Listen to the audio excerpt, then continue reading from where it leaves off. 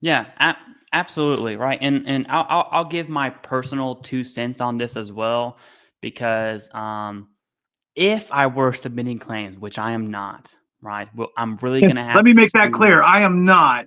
Yeah, I am not, but we're gonna have to see what the TBI changes look like, and then I may go down that right route. But I can tell you right now, that answer is a no from me, and it's not even close. Okay. Now, before I give my 2 cents on it, because I do think it will affect me personally in the future. If you're wondering where these changes come from, whenever I said the VA doesn't make these up, they just fall in line. That is the truth. Look up about the summary. I'll read this word for word. It says the proposed rule reflects advances in medical knowledge and recommendations contained in the report from the Institute of Medicine, part of the National Academy of Sciences, and then it does it citing all that stuff. Okay. So the VA doesn't make up the changes for tinnitus or TBI or migraines. They are in charge of figuring out which symptoms rate which percentage. That's the VA portion, but not necessarily the change overall, right? And so it gets back to I think you put it perfectly, right? Do I want the VA to be more consistent and more accurate and fall in line with medical advances? The answer is yes. What I don't want is the opposite, right? Because then if you give that power to the VA, I think we're going to have problems. So the answer is yes. However, I think the VA falling in line with that is going to give veterans lower ratings. For instance, I can see based on the criteria right now, having TBI, tinnitus, migraines, and dizziness, instead of having a 10% for tinnitus, 50% for migraines, and a 30% for dizziness, I could see the VA after the proposals go into effect for tinnitus and TBI. I can see the VA saying, "Hey, and you would have gotten tinnitus at 10, vertigo at 30, migraines at 50, and mental health at 50 with TBI, right? You would have gotten that, but now you're going to get migraines with TBI at 50%, right? Because of how the TBI proposals laid out. That's my biggest. I'm not trying to fearmonger, but that is definitely the biggest question I have. Is okay now that TBI is segmented into all these buckets and the symptoms are way more clear. Does that allow the VA to rope TBI and other conditions? It's essentially making the pyramid taller, right? Right. Would be a good way to look at it. Those are my final thoughts on the TBI changes specifically.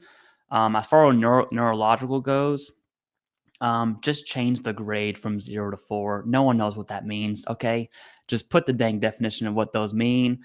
I also think that sucks too, right? How you describe when you drive for 20 minutes and you have that nerve damage feeling in your legs, that sounds more severe than how I have it. And yet I'm 20/20 and you're 10/10, right? And so I think that's a perfect example of the inconsistency, right?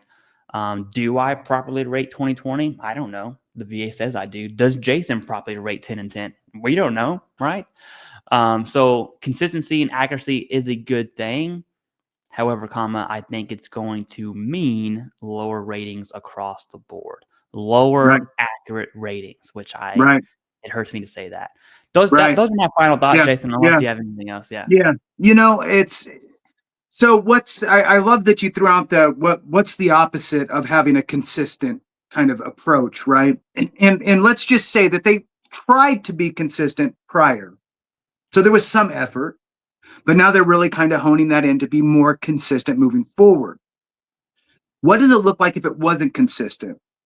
I think that an example of that for anybody who's either known somebody or if they've done it themselves is going through and applying for VRE, the Veterans Readiness and Employment Program. Everything is subjective with the Yes. counselor. The Hmm. counselor is the gatekeeper, and they decide whether your story resonates with them to have you enter into their program or not.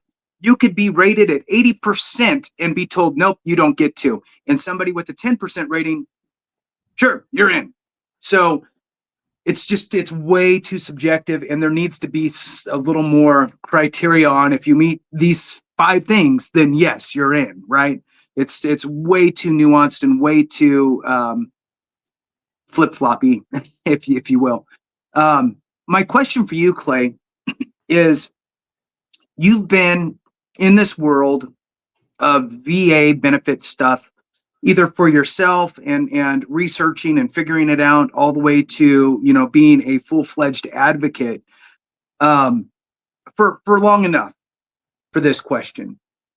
Do you think, fast forward 10 years from now versus 5 years ago, okay, that's a pretty good spread. Do you think that overall VA ratings are going to be lower or higher? And not on the not, how do I say this? Not because at no what's the right way to say it? No implication from the veteran, right? So the veteran, sometimes veterans just don't know to file, right? So of course, if all of a sudden they get enlightened and they file more, they're going to get more. Not that. I mean, based on the rating schedule. Is the rating schedules going to tighten up more or loosen up, and more veterans will be able to get more because of the rating schedule if they decide to file, right? Because you can only lead a horse to water. So what are your thoughts on that?